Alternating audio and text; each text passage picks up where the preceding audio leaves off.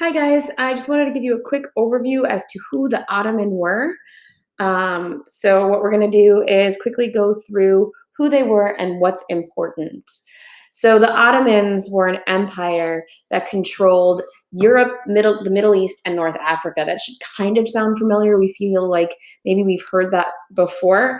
Another reason these guys are really important is because they have these massive cannons, and those cannons are going to be really important. Um, it's also the reason we talk about these guys is they cause some major shifts in trade that's really going to change the way the world is structured and the power structure of the world. And they ruled for an incredibly long time, from around 1300 all the way until the end of World War One. Long time. So we're talking about this region. So the Ottomans end up controlling Eastern Europe, the Middle East, and all of North Africa. And these are those massive cannons I was talking about, not small. Okay, so how did they come to power? So the one who's really important to remember is that Sultan Mehmet, that's this guy, he conquers that really famous city of Constantinople. Constantinople was that super wealthy city that had water on three sides, was really great with trade, and they had those Theodosian walls that protected them on their land side. But those Theodosian walls were no match for Mehmet's cannons. And when he conquers that city, that's really when the Ottoman Empire, becomes powerful. He changes the name. That city then becomes Istanbul, which we still that's is still a city in Turkey today. So that was that famous Constantinople. Here was the walls of Theodosius over here that kept the city protected, the Bosporus Strait and down into the Mediterranean. Those were those walls.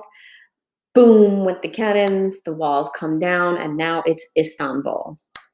Okay, so why was Constantinople an important city, and where did gunpowder come from? So remember, Constantinople was that centrally located city that was great for trade and gave the Byzantine Empire their wealth. And gunpowder came from China during the Tang and Song period and their golden age.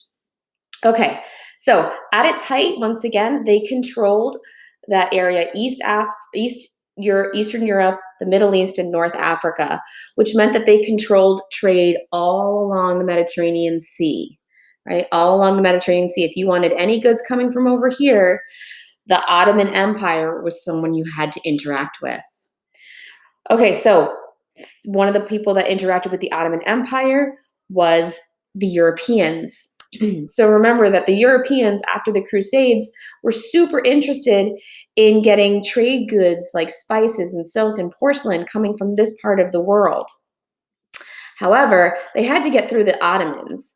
And what happens is the Ottomans basically stop allowing them to trade utilizing the Mediterranean Sea. They make the taxes so high, it does not make sense for the Europeans to continue to trade that way. So it causes the Europeans to start asking themselves, which way should we go now to try and get those goods from Asia we want?